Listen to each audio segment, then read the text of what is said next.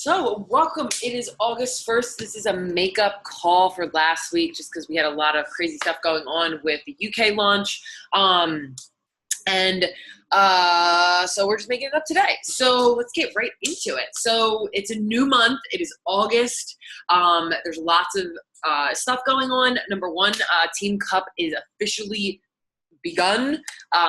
So I want to make sure that you guys have a way to communicate with your team. Make sure that you are either, you have a Facebook message thread or you have a Facebook group or, anything like that. Like make sure it's not just, you guys setting goals, but not really, chatting all the time. Like you should try to be talking almost every single day.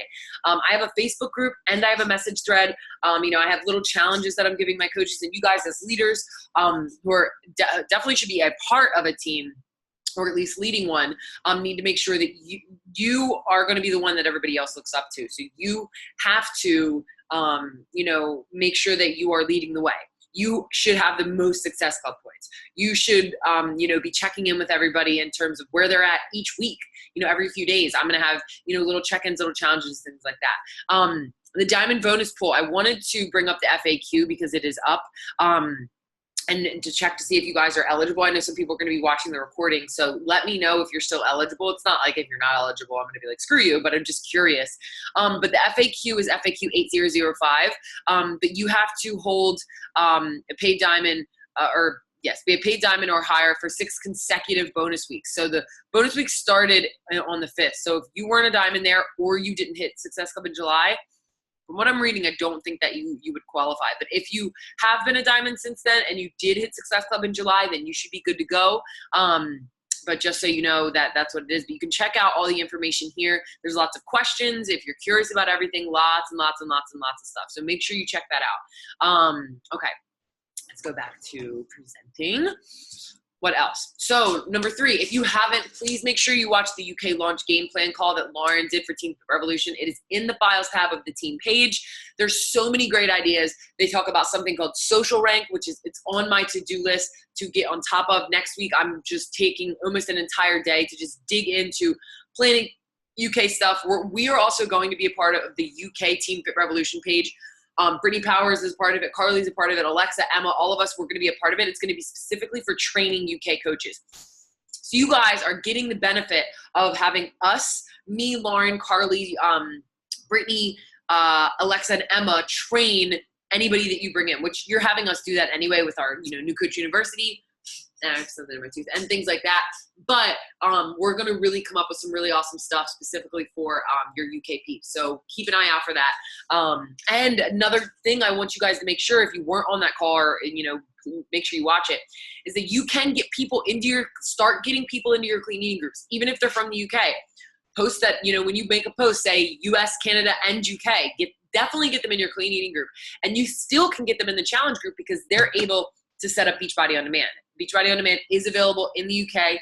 So yes, they can't get Shakeology, but they can still be in it. So my goal is to get a bunch of people in my clean eating group from the UK and a bunch of people in my challenge group from the UK as well. Also coming September 5th, Body Beast, a week of labor. So we had Sean Week. Now they're doing one for Sagi with Body Beast, which I think is super cool. I don't know if they're going to be doing that with some of the other trainers, but I absolutely love the whole idea of it. So September 5th, will be a week of Body Beast. The workouts are anywhere from 25 to 45 minutes. It's only 5 days, and the FAQ is 7487. We will definitely, I think the event we had went well for Shift Shop, that one-day event we had where we had people post sweaty selfies and all of that stuff. So I plan on doing that again for Body Beast Week of Hard Labor. So again, keep an eye out for that. That's not for another month, but just so you guys know. And then Daily Sunshine. Have you gotten a sampler yet? Especially as leaders on our team. If you're a newer coach, that's one thing. You wouldn't be on this call. But this is for rubies and above. So, most of you guys at least have some kind of, team. You are hopefully hitting Success Club.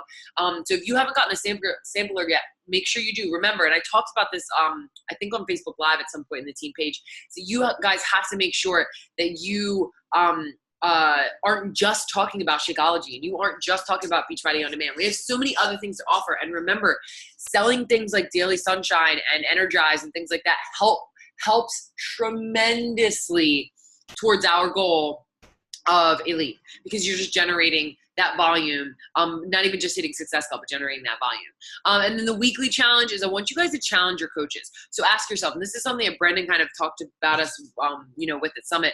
But I want you to ask yourself, do you challenge your coaches or do you baby them? Now, I'm not saying you can't use, a loving approach, because I think that's important, but there's a difference between never asking something from your coaches and always just telling them that it's okay. You know what I mean? You have to have a good balance. You never want to just completely baby them and hold their hand, but you also don't want to berate them. You know what I mean? So finding that good balance and making sure that you have a way of keeping them accountable.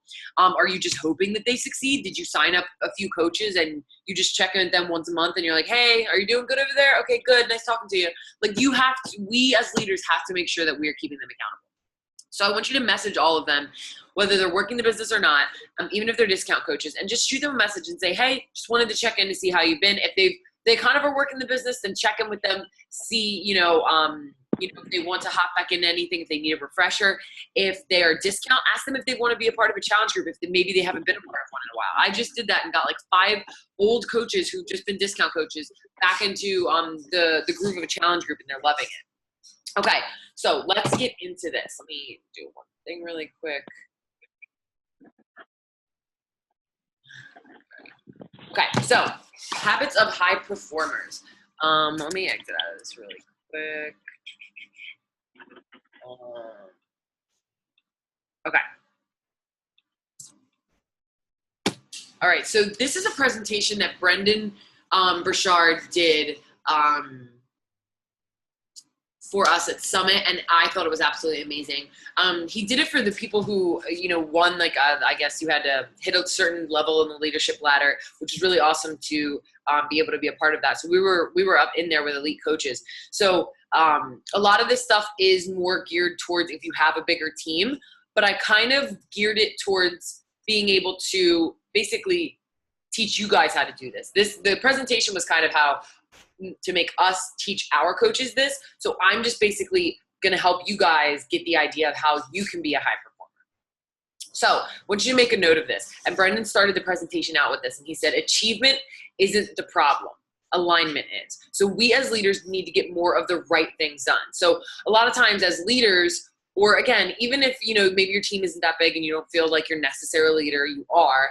But it's not always that we have to achieve more or that we have to accomplish all these goals and do all of these things. It's that we have to make sure that we're aligned with the right things. Some of you guys may be doing X, Y, and Z, and you're like, why is it not working? I've been doing this, X, Y, and Z, but you really need to be doing A, B, and C. You know what I mean? So for me, there's some things that, I don't need to be doing, and I can delegate it. Not all of you guys can delegate necessarily, but there's things that I can take a little bit less of a focus on, because maybe I'm already, I was overworking myself with Instagram. And while I want to make sure I have good posts and everything like that, it was just ridiculous I was just trying too much with my Instagram, and I still put a lot of work into it, but I knew that I had to spend a little bit more time with you guys, and I've been working to do that and kind of checking in with you guys in terms of accountability. So it's not that you necessarily need to achieve more. It's that you need to make sure that you're aligned and doing the right things. Okay. So what isn't working? So another thing that Brendan said, which I really, really loved, was that, and this is especially true for you guys who have been in the business, especially if you've been in the business for a bit and you've already got a pretty established team. You're already have hit diamond at some point. What leads to initial success is not sufficient for long-term success. So these are the things that you do when you first, start, when you have that initial success. You start. You work hard, focus on your strength, practice a lot, be grateful, stick to it, all of that stuff, right? Those are the things that you do. But these are the things, when we're talking about alignment, that you don't need to be necessarily aligned with. You already get this. You already understand that you need to work hard. It's not that you don't focus on these things anymore. It's that you already know them. So you're focusing only on these things when there's other things that you need to be focusing on. So you already know to work hard. You've already practiced it a million times. You are grateful. You've been sticking to it. So do you feel like you're, maybe you're being grateful, but you're still not succeeding, or you're working hard, but you're not earning? This is kind of what this whole, presentation is going to be about, is not necessarily, like I said, achieving all of these things particularly. It's making sure that we're aligned with the right things. So what leads to sustained long-term success? Being a high performer. And I know you're probably like, okay, well, what is a high performer? What do we know about high performers? So they did some Brendan did some research. He has like this whole team that does a lot of research and everything like that. He asked these, or got his research, and these are some of the questions that he presented that a lot of people who are struggling with this might ask. So why do some people and teams, we see these awesome, amazing Beachbody teams and these coaches, they succeed more quickly than others, and they sustain that success over a longer period of time? So why are there some people that are able to move quicker in their business and they're able to keep that success, whether it's you as an individual or you as a team, wherever you are in the business? Why are there some people that do better than others? And of those that actually pull it off, why are some, absolutely miserable, while others are actually happy on their journey? They're enjoying the journey. And then lastly, what motivates people to reach for higher levels of success in the first place? Why are there some people who, are just like going big, going for their dreams, even if, they might be struggling with the same thing this person's struggling with, but this person is, has the same situation, but they're not striving for, they feel like they don't have the motivation. They're not reaching for higher levels. And also what kind of habits, trainings, and support help these specific people to continue to improve? So these are obviously some questions that we're asking about high performers. So this is kind of talking about what is high performance, because you're probably like, okay, well, what exactly does high performance mean? Does it just mean like, killing it and just, again, achieving all of these things?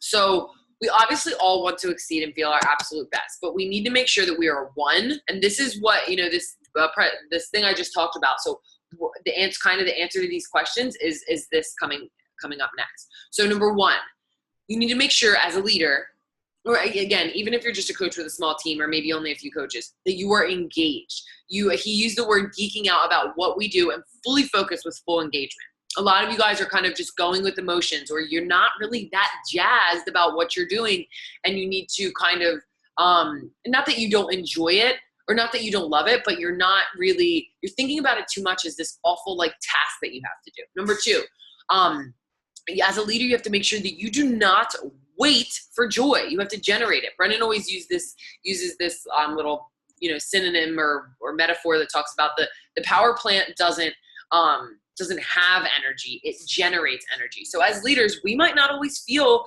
like we want to do something, but it's about what is required to be high performance, to be a high performer. Leaders don't only do what's convenient. So this is really important. So if you're not feeling it some days you do need to give yourself a break. That is one thing. But some days you have to bring the joy out of you. Nobody on your team, especially if you're in a leadership position, is gonna, just bring you up. I mean, they're gonna support you and everything, but you have to be the one that generates the joy. So these high performers are the ones that are excited about what they're doing, and they're generating the joy by reading personal development. I can't even say it enough times, reading personal development. And number three, that confidence comes from confidence. So you have to summon the confidence, just like bringing the joy. You also have to bring the confidence. And how do you get more confident in something? You work on it through personal development or skill development. If you're not good at Facebook Live, but you want to get good at Facebook Live, you have to work on that, and it'll build your confidence. I shared that video in the team page not that long ago about what my videos looked like 3 years ago compared to what they look like now, and they're completely different. I have so many coaches that are like, well, I'm not good at Facebook Live, or I'm not good at Instagram, or I'm not good at inviting, or I'm not good at whatever it is, but they don't do anything to be proactive. And I'm going to talk about that in a second. But so these are very important things. I just want to say them one more time. Make sure that you're engaged and you are fully focused and fully engaged in what you want to do. So don't go into your Beachbody business and like, if you get home from work and you want to work your business and you've already made dinner and you've already hung out with your family and you want to go work your business, don't be sitting in the living room with your husband watching TV while you're doing work. You need to make sure that you're fully engaged. There's time to spend with them, and you can do that before dinner, but then when you're done dinner, make sure you're fully engaged, fully focused in what you're doing. And if you don't feel like you're geeking out about Beachbody and all of that, then you need to kind of take a look at what it is that the reason, and we always talk about it, what is your why? You have to remind yourself of that, because for the most part, I mean, talking to all of you guys, you like the idea, you would love the idea of being a full-time Beachbody coach, or maybe you just want to do it part-time. But you love the idea of being able to have that freedom. That should be something that you're excited about. So if you keep focusing on the negatives and focusing on all the things that are wrong, you are not going to be geeking out about what you're doing.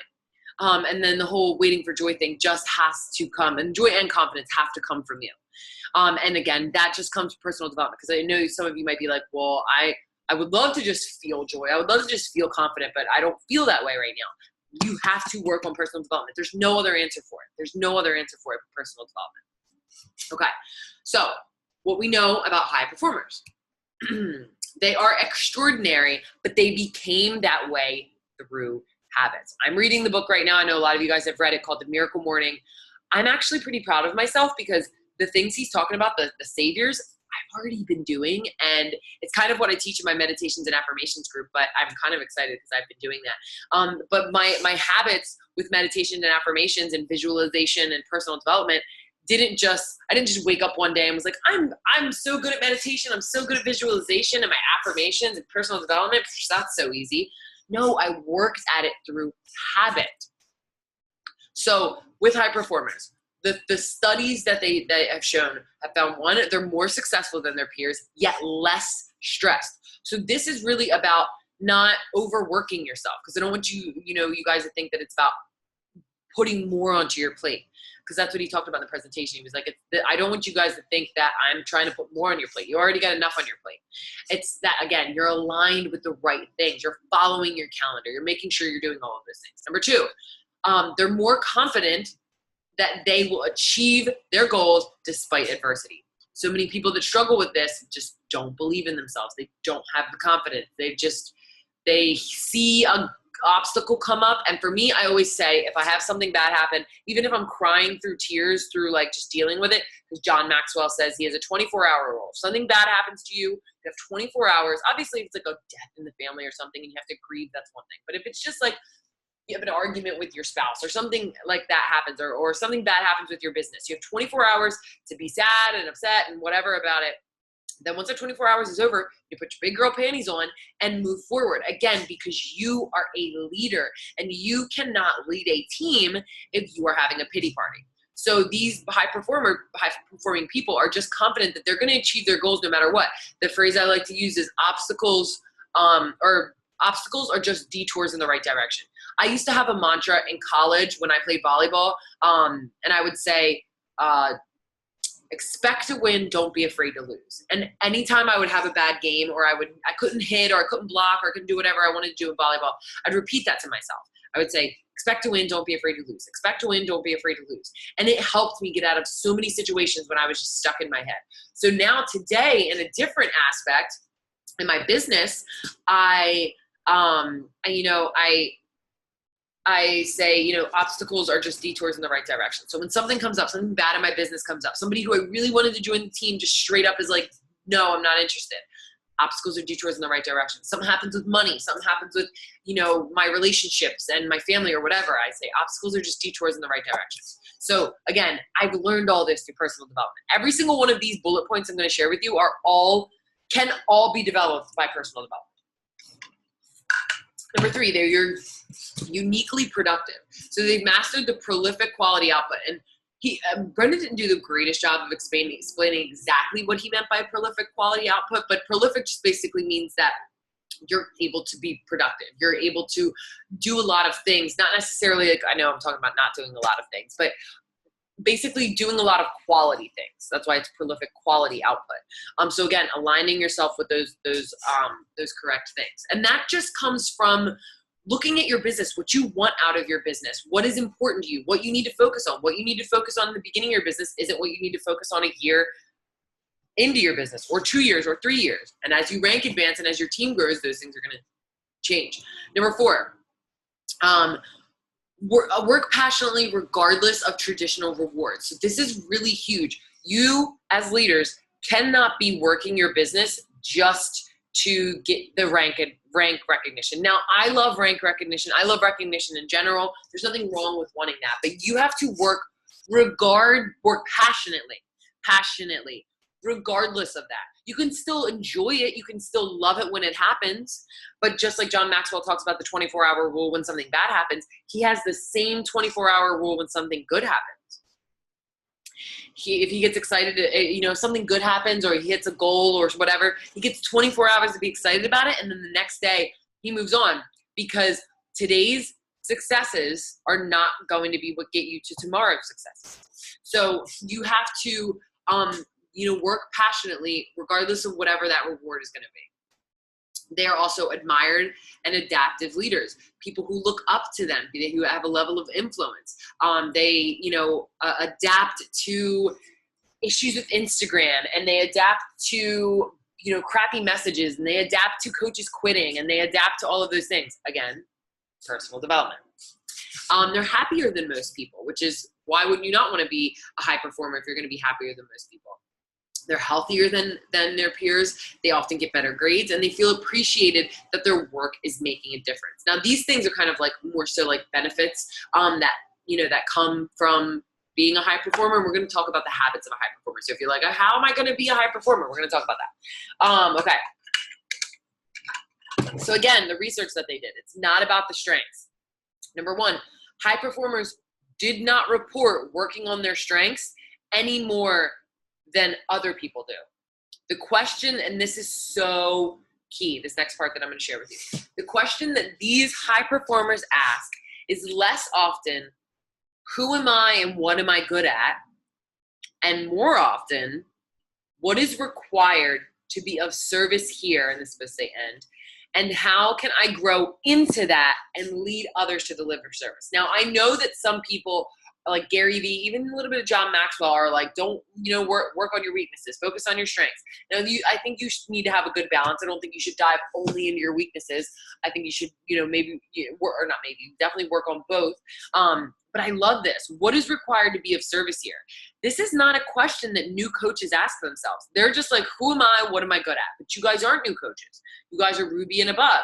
And you should be wanting to get to 2-star or, 5-star, 10-star, 15-star, even top 10, whatever it is that you want to do. Those top coaches ask, what is required to help my coach here?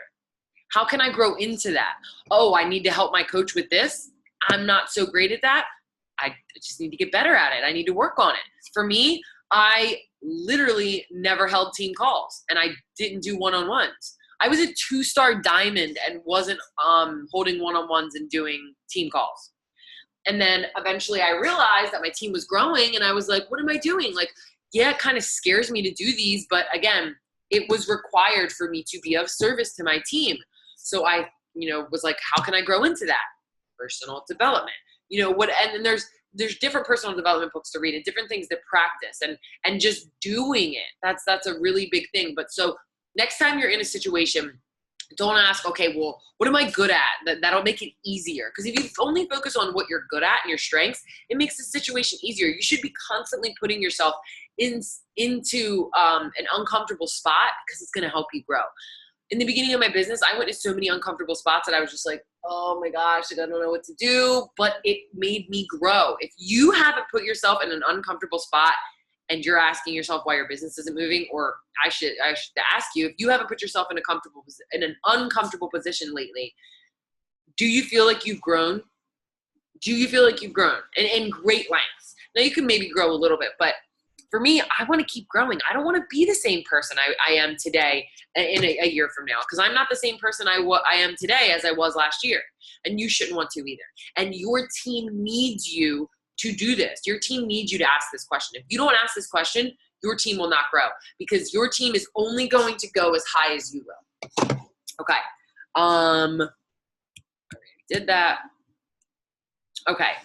Before I get into the habits of high performers, and that's really the last part, this was something that, again, he shared that I really liked. So kind of what I've been talking about, but never ask your mission to bow down to your human strengths or capabilities. So if you have a mission of helping 300 people get healthy in the next year, whatever it is that you have, if that's your mission, but you have only hit Success Club, 6, and that obviously requires a lot more, that may not be your strength right now, and that might not be your capability, but it doesn't mean that you can't do it. So don't lower your goal or lower your mission just to match your goals and your strengths and capabilities, because you're going to stay at that same strength and capability your entire life. I hope that this makes sense, guys.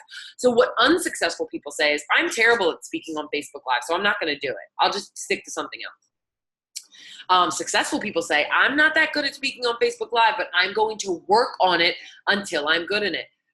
Brendan talks about that all the time. There's things that he wanted to do in his business. Like, he wanted to get better at videography. He has a YouTube channel, but when he started, he was terrible at video. Absolutely terrible. But now he's great at it because he worked on it. So whatever it is that you feel like you may not be good at, you have to focus on it. And if you're like, well, I can't really think of something I'm not good at, then that's great. There definitely is something. Then again, you need to push yourself way outside your comfort zone. If there's not really anything that you can think of that you're not necessarily good at, then you're not putting yourself outside of your comfort zone. Make a YouTube channel, start a blog, try to start a TV show. I don't know, whatever it is, you have to put yourself outside of your comfort zone. Okay, so there's 6 habits of high performers. There's 3 personal habits, and then there's 3 social habits with personal habits. And these are all the habits of high performing people. Okay. Cool.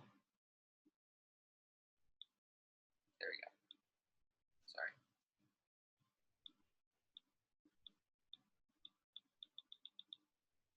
There we go.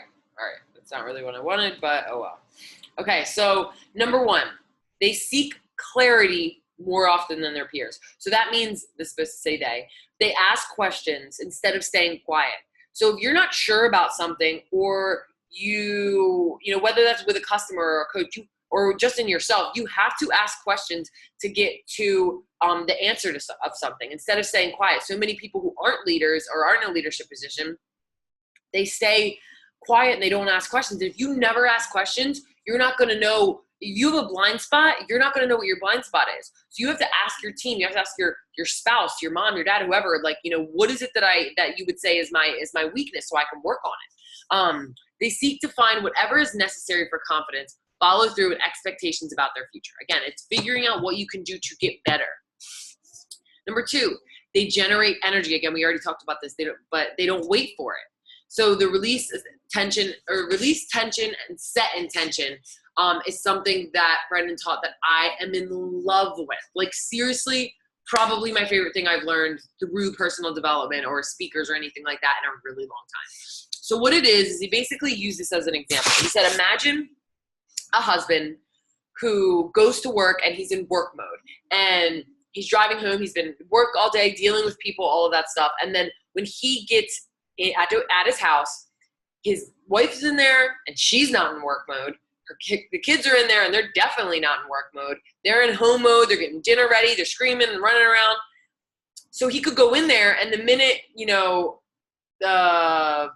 his wife says something or asks a question, he's in work mode. He's, focused. He's not ready to deal with all this other stuff. So he's not going to respond that well. But he said, imagine, more people did this. Imagine if before the husband went inside the house, he sat down, or he sat in his car, turned off the car, and just released all the tension from the day. Just kind of did some deep breaths, kind of maybe shook himself out, and just even maybe said to himself, I release all the tension from this conversation, from this thing that happened at work. Just release it all. Do some deep breaths. And then set the intention and says something like, I'm going to go inside the house and be the best husband I can be to my wife. I'm going to be the best father I can be to my kids. I'm going to be the kind of father that my kids say, that's my dad. I love my dad. I'm going to go in there and it's going to be awesome.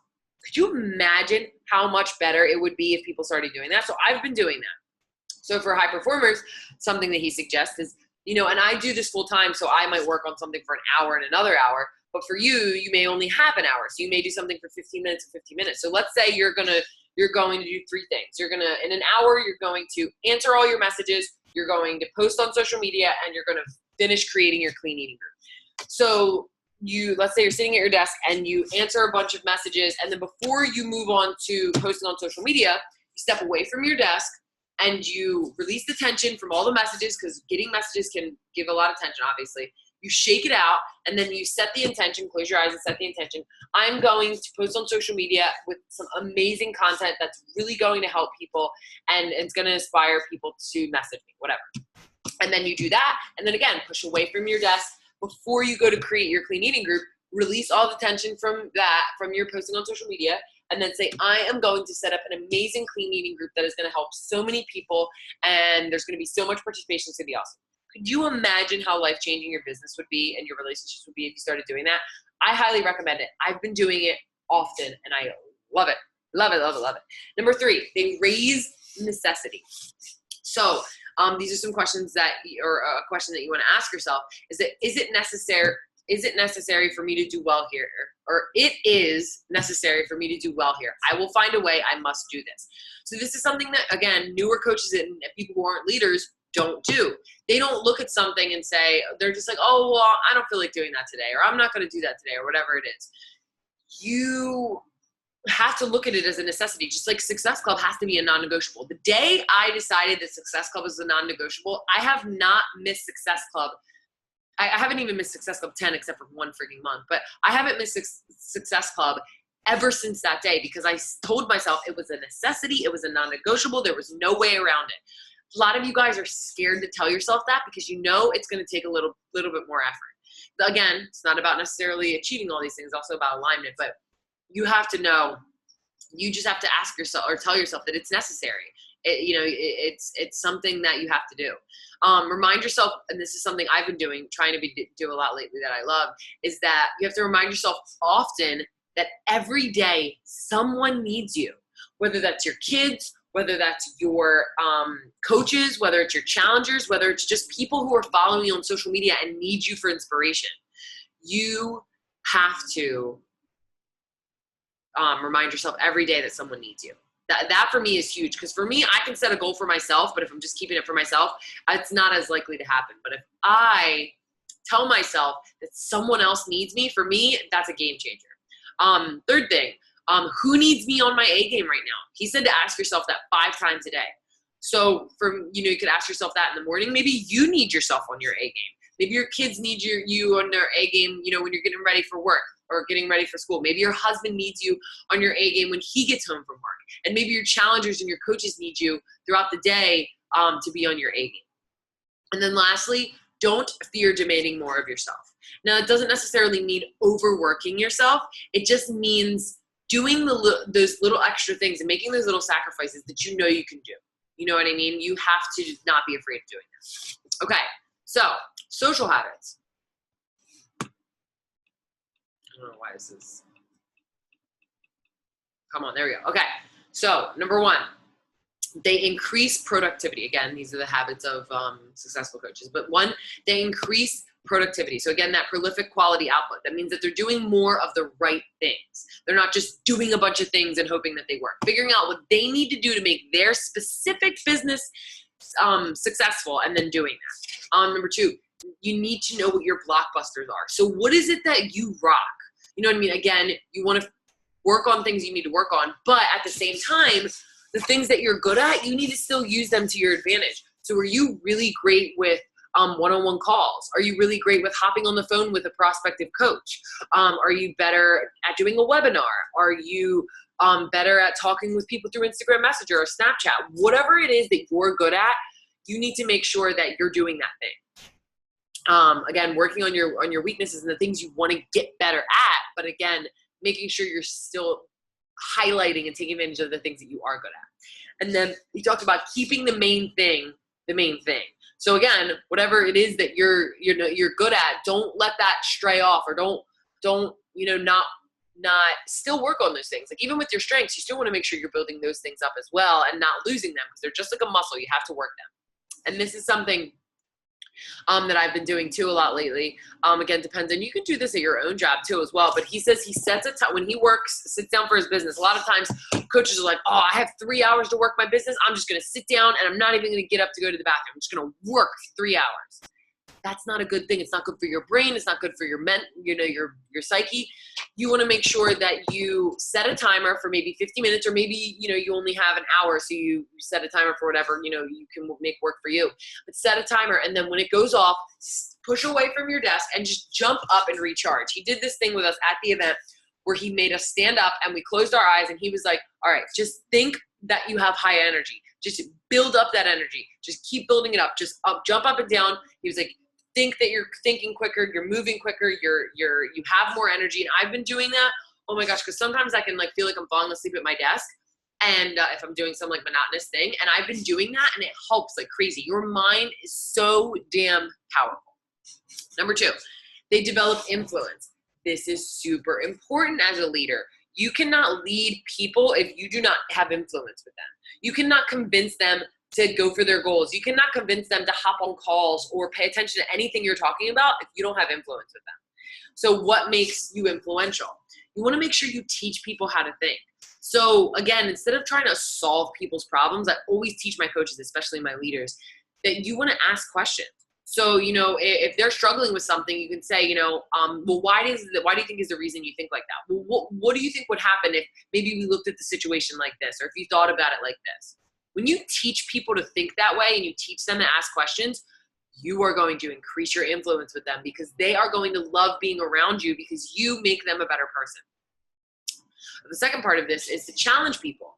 He said it. He said, kick your people's ass. You don't necessarily, again, want to berate them, but you need to challenge people. You need to not make it just be all about kumbaya and sitting around the fire and everything like that. I always tell my coaches, I am your friend, but I am also your coach. I want you to be successful. You posted at some point on your social media, do you want to make money working from home? Do you want to, have your own business? If you told somebody that, yet you aren't holding them accountable and making sure that they're trying, doing, saying more for themselves and their business, you're not keeping up with what you told them that they were going to do. You just had them join and hope that they would figure it out on their own. Hope that makes sense.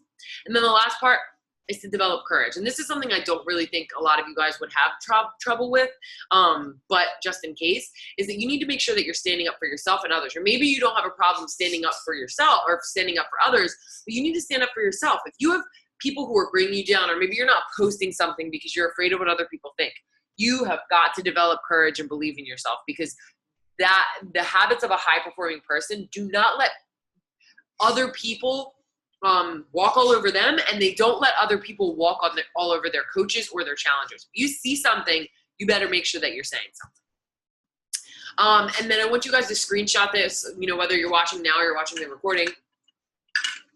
Text this number to, or text Beachbody to this number. It's a thing for Brendan Bouchard. He gives you guys a free high performance test, which is like a $200 test, but he gave it to us for us to give to our team.